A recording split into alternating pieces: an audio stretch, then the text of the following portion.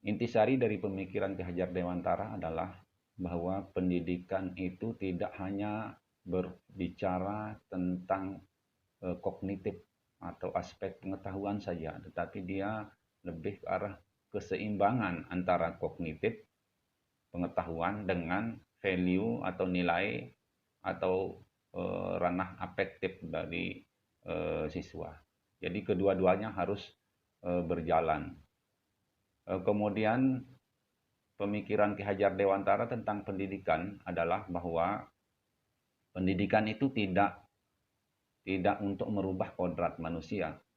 Jadi pendidikan itu fungsinya adalah untuk mengarahkan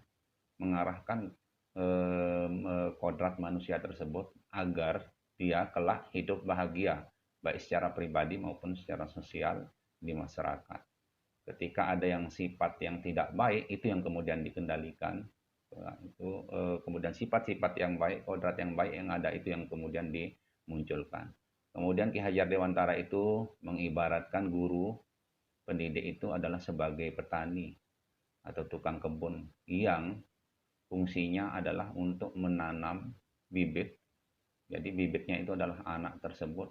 Kemudian dia fungsinya adalah untuk merawat bibit tersebut, menyiram agar kemudian tumbuh baik dan menghasilkan buah yang baik kelak. Ketika bibitnya tidak baik tapi dirawat dengan baik, diberi pupuk dan sebagainya, maka insya Allah akan menjadi baik. Atau sebaliknya, ketika bibitnya baik, kodrat anak itu baik, tetapi dirawat dengan tidak baik, maka tentu akan tumbuh juga tidak baik. Maka peran guru di situ memang sangat penting. Dia diibaratkan sebagai petani oleh Ki Hajar Dewantara.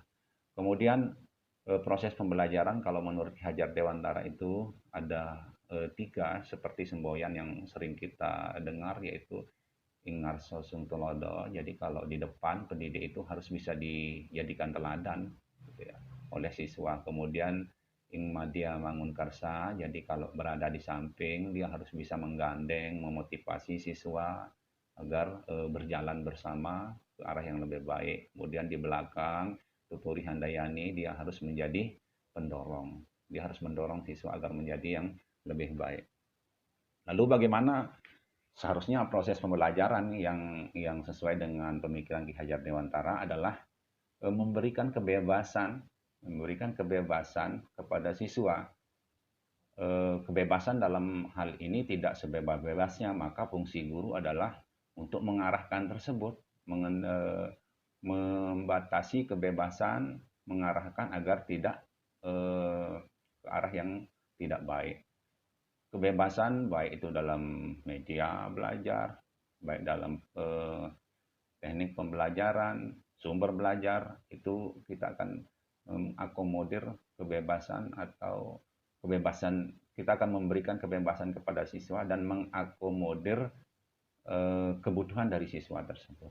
Sampai sejauh ini saya sudah menerapkan beberapa pemikiran, jadi mungkin tidak keseluruhan, tetapi beberapa pemikiran Ki Hajar Dewantara, terutama tentang merdeka belajar ini.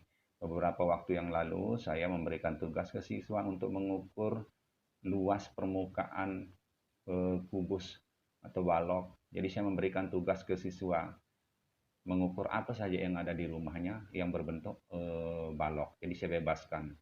Jadi itu saja.